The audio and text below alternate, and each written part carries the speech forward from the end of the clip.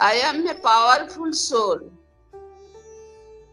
बाबा रोज रोज मुरली में क्या कहते हैं, क्या स्मृति हम लोग को दिलाते हैं, बच्चे तुम असली में सर्वशक्तिवान परमपिता परमात्मा का संतान, सर्व मास्टर सर्वशक्तिवान। रोज रोज बाबा आपण देखिए मुरली रे निहाती भाबरे थिबो। तुम्हारा अनादि स्वरूप क्या है? तुम्हारा अनादि स्वरूप पवित्र है, सुख है, शांति है, शक्ति स्वरूप है। तो सृष्टि के आदि में तुम ही देवता थे और तुम्हारे राज्य में क्या था ना, जथा राजा रानी तथा प्रजा सब पवित्र सुख शांति शक्ति में भरपूर थे। और तुम्हारा यादगार रूप में मंदिर में क्या है ना, देवियों को अष्टभुजाधारी दिखाता है। और तुम माया रावण पर विजय प्राप्त किए थे, इसीलिए देवियों को पैर के नीचे असुर दिखाते हैं। देखा है देवियों का नीचे असुर दिखाते हैं और अष्टभुजाधारी शक्ति स्वरूप दिखाते हैं।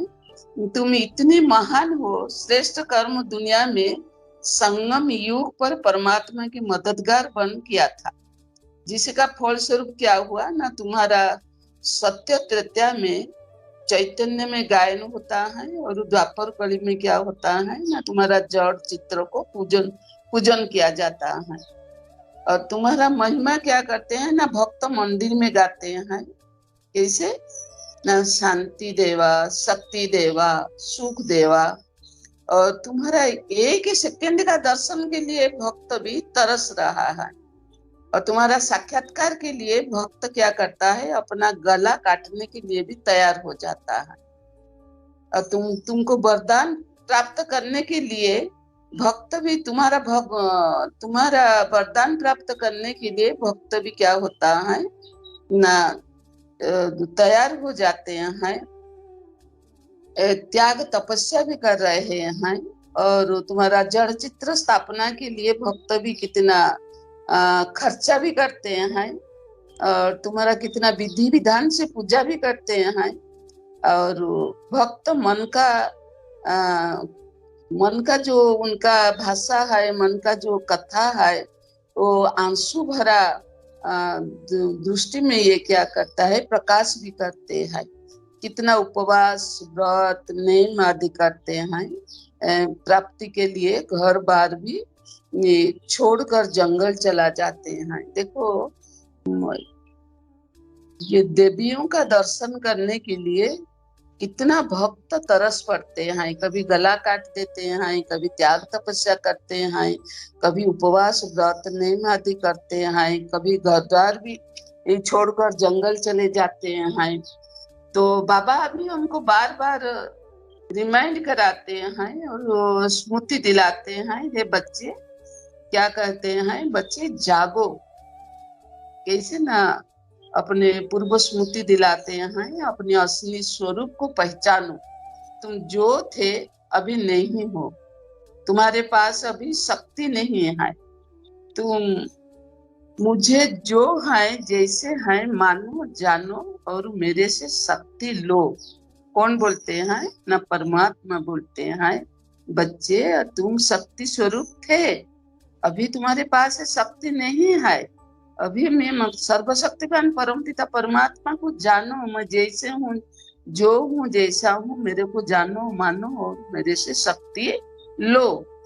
शक्तिशाली बन, फिर से शक्तिशाली सतयुग दुनिया का स्थापन कार्य में मुझे सहयोग दो। अभी बाबा से शक्ति लो और बाबा का शक्तिशाली दुनिया स्थापन कार्य में सतयुग जो शक्तिशाली दुनिया भी बाबा स्थापन कर रहे हैं ना, उसी का सहयोग करो। तो स्थापन कार्य में मुझे सहयोग दो।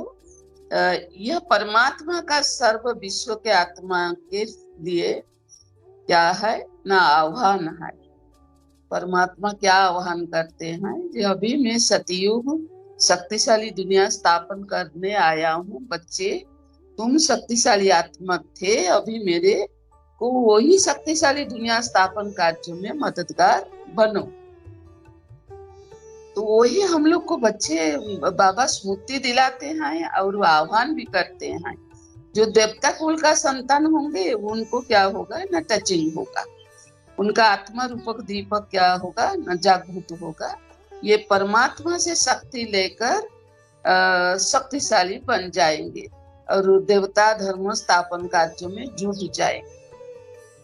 जो देवता कुल का होगा, जो शक्तिशाली आत्मा होगा, उनका मन में आत्मा रूपक दीपक उनका जागृति होगा और वही बाबा से शक्ति लेकर शक्तिशाली दुनिया स्थापन कार्य में जुट जाएंगे।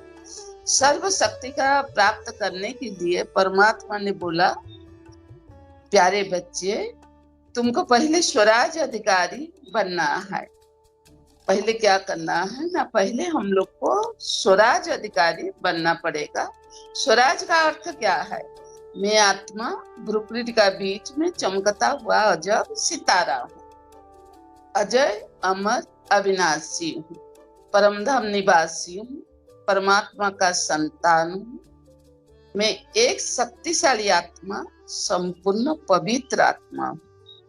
यह शरीर लेकर मैं क्या करने आया हूँ ना, पाठ बजाने आया हूँ।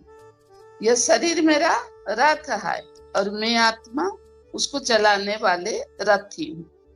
मैं आत्मा, फिर हम लोग को क्या स्मृति दिलाते हैं बाबा, ये मैं आत्मा राजा हूँ, ये शरीर मेरा राज्य है, यह कर्मेंद्रिय मेरा प्रजा है।